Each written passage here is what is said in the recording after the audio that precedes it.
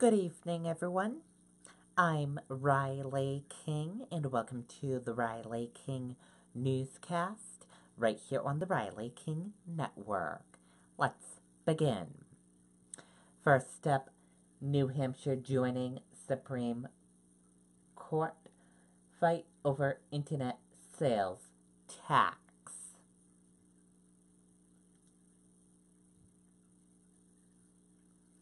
New Hampshire is joining a Supreme Court fight over internet sales tax.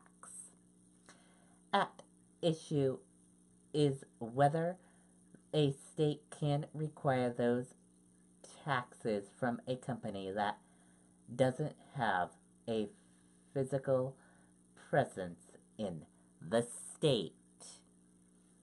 On Thursday, Governor Chris Sununu and the Attorney General Gordon MacDonald submitted a brief asking the court to keep current laws so that online businesses based in New Hampshire won't have to collect and distribute sale taxes in every state where they have customers.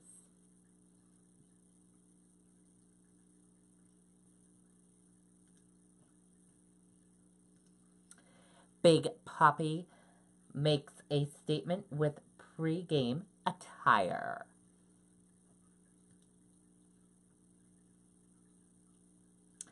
Red Sox legend Big Papi, David Ortiz, tore off his jersey just before shouting, "Play ball," alongside Olympic gold medalist Ali Raisman. Printed in white text on his black undershirt were the words, "Girl Power."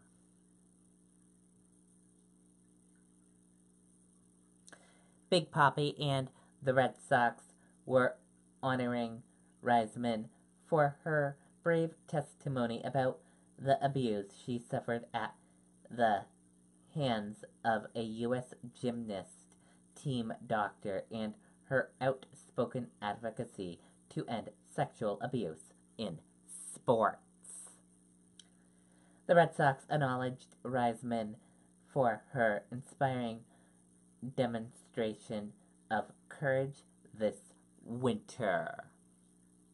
After Reisman and Ortiz shouted the ceremonial phrase to commence the home opener, they paused on the field to take photos with athletes from the Winter Olympics and Paralympics who had thrown out the ceremonial first pitch.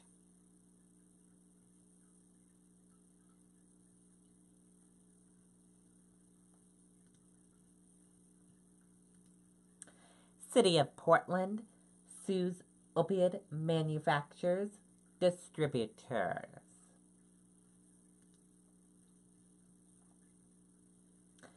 Officials with the City of Portland announced on Thursday that they are suing several major companies involved in making and distributing of opioids. The lawsuit was filed in Cumberland County Superior Court. The city claims opioid makers and distributors put profit above people. Several of the companies named in the lawsuit were quickly to respond Thursday. The lawsuit seeks damages but does not specify a dollar amount. Several cities and states across the country have filed lawsuits against opioid manufacturers. And now let's take a look at the U.S. stock market and see how the U.S. stock market closed for this Thursday evening.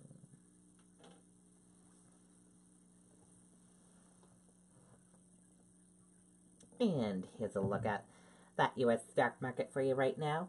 Your Dow Jones Industrial Average closed in the green and went up. Your Nasdaq closed in the green and went up. S&P 500 closed in the green and went up. CNBC IQ 100 closed in the red and went down.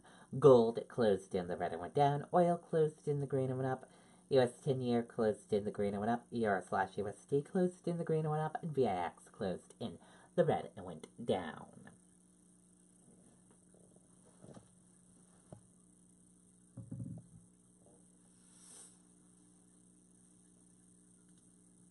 Dow closes more than 200 points higher as Wall Street trends rebound rally. U.S. stocks closed higher on Thursday as tech shares rose following a roller coaster ride in the previous trading day.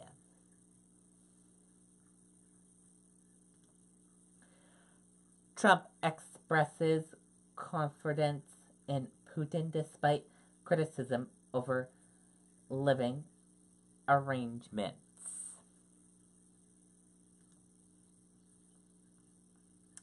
Let's take a listen to the video from ABC News.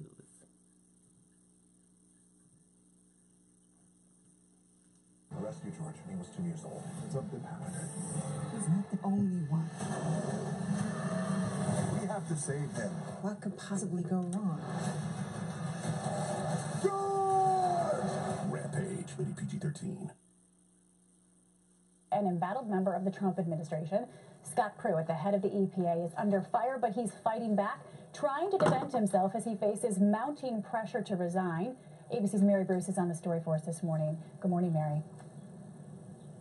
Good morning, Paula. Well, these ethical questions about Pruitt's behavior have been growing for weeks, from concerns about his ties to a D.C. lobbyist to questions about whether he's wasting taxpayer money. And now this morning, Pruitt is punching back, saying he's the victim of forces in Washington that want to destroy him and the Trump agenda. As calls for his resignation grow, the embattled EPA head, Scott Pruitt, is playing defense. Anytime that you do transformational things, there are critics and there are people that come against you. Speaking out in a contentious interview with Fox News. Do you take responsibility? I'm fixing it. I'm fixing it. Do you take responsibility? I'm fixing the problem. But will it be enough to save his job? The White House won't say if the president still has confidence in Pruitt. The president thinks that he's done a good job, particularly on the deregulation front. But again, we take this seriously and we're looking into it. White House lawyers are investigating after ABC News broke the story of Pruitt's alleged sweetheart real estate deal. When he first moved to Washington, Pruitt paid just $50 a night to rent a room in this apartment, far below the cost of similar units. The owner, the wife of a top energy lobbyist. Why is the president okay with this? The president's not. We're reviewing this situation. But Pruitt is downplaying the arrangement. It was like an Airbnb situation. As Pruitt was paying for that room, one of the lobbyist's clients, a Canadian energy company, was given the green light by the EPA for a major pipeline project. Now, the EPA says there is no connection between that deal and the apartment, and the lobbyist says he did not directly lobby the EPA during this time. Paula, Pruitt insists this living arrangement was done by the books. And Mary, you mentioned in your piece that the White House won't say if the president still has confidence in Pruitt, and they seem to be growing increasingly frustrated by the situation.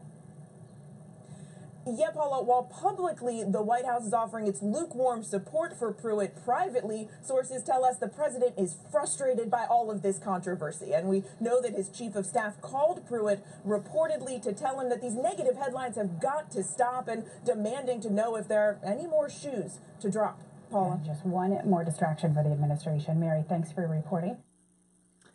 Okay, and there you go on that video and that report. And that does it for the Riley King Newscast right here on the Riley King Network. I hope you all have a great rest of your Thursday evening, and I'll be back with another newscast tomorrow. And I'll have a news report later on this evening. Good night, everyone. Bye.